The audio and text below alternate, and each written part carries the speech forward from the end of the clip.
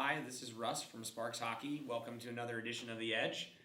Here in this episode, we're going to address more customer questions that come through our social media pages and into our help@sparxhockey email address.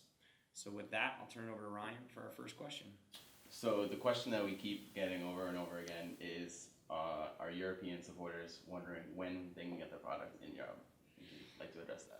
Okay, this is one that we're all working on here pretty hard at Sparx Hockey. We do get, as it's amazing to us, we get hundreds of requests from around the world for the Sparx Hockey product to be available in countries outside of North America. And we also get dozens of requests from distributors. And so please keep all of those requests coming. We are working hard on it. We're looking through our options for distributing into parts of the world like Europe and Russia right now. It's a difficult process. We've completed the regulatory filings and approvals that we need to go to Europe. So that's already taken care of. The next step is to pick our distributor and to set up some service locations outside of North America. So we don't have a fixed time yet that we know when we'll be outside of North America, but it's something we're working on diligently every day, and we're trying to get there as soon as possible. So please keep your requests coming in so we know who's interested in the product once we get there. We'll keep communicating with you. And also, if you're a distributor or repair site or something outside the United States and you're interested in being part of the Sparx Hockey story, please keep sending us emails as well. So thanks. Does the same idea go for Canada also?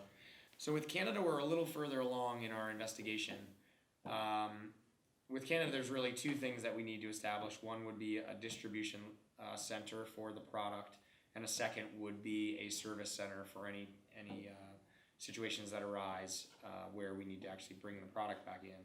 So on the distribution side, for basically shipping product to customers, we just recently negotiated some really, really favorable rates for shipping from the United States that make establishing a distribution center in Canada much less attractive, and to the point where we think we can reach almost every spot in Canada within a few days from here in the United States, and the cost to the customer actually isn't much different. There's not a lot of cost savings for us to put distribution in Canada. So speed is not really an issue, and cost is not an issue. And this brings up like another point that we often hear questions about coming into our forums and posts on social media about the costs of shipping to Canada. Just so everyone knows, when we ship a product from Massachusetts here in the United States to Canada, that price can be a couple $100, and a very small percentage of that is actually the shipping cost. Most of that cost is actually taxes imposed by Canada on that's the sale of that product to the customer. And so even if we were to move the distribution of the product to Canada, our Canadian customers would still be subjected to that tax. So in the end, it could be anywhere from $50 to $80 to ship a product of our size to someplace in Canada, and the taxes on that shipment could be 3 times the shipping cost. So just to give you a little bit more insight as to why the shipping cost is so high, if you're checking out on our website and you see that cost, most of it is sales tax. It may appear only as like a shipping and handling charge, but it really is sales tax imposed by your province and the country. So, right. So you got a few boxes right in front of you. You want to explain what those are?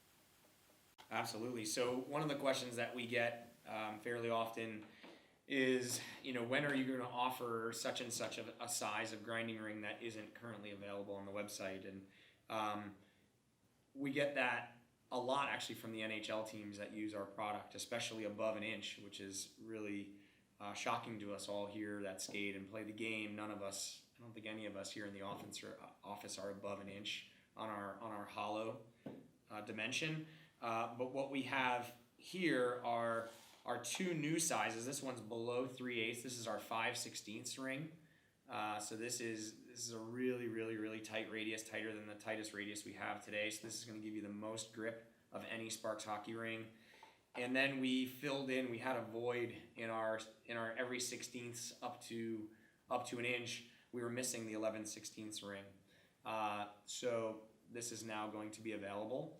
And lastly, for the sizes above an inch and any odd sizes that are requested by the NHL or other special customers, we now have this kind of phantom box that we can fill in. It's kind of a special request box, and this is for inch and a quarter, inch and an eighth, inch and a quarter, inch and eighth, quarter. I don't know if we're doing a 3/16, but these are for all those sizes. So if you have any special requests for sizes, please let us know, and this is what box you get for that product. These will all be available towards the end of June on the sparxhockey.com website. So we're looking forward to seeing everybody using these and giving us feedback. Definitely. I think that covers it. Hopefully everyone's questions are answered, so we'll close it out then. You got it. So again, please send your questions. Anything about the product, about testing that we've done, about events coming up. We have a bunch of events coming up this summer, so ask questions, request events. If you have an event you want to do nearby, we may be able to help coordinate that. So with that, thanks for tuning in. Talk to you next week.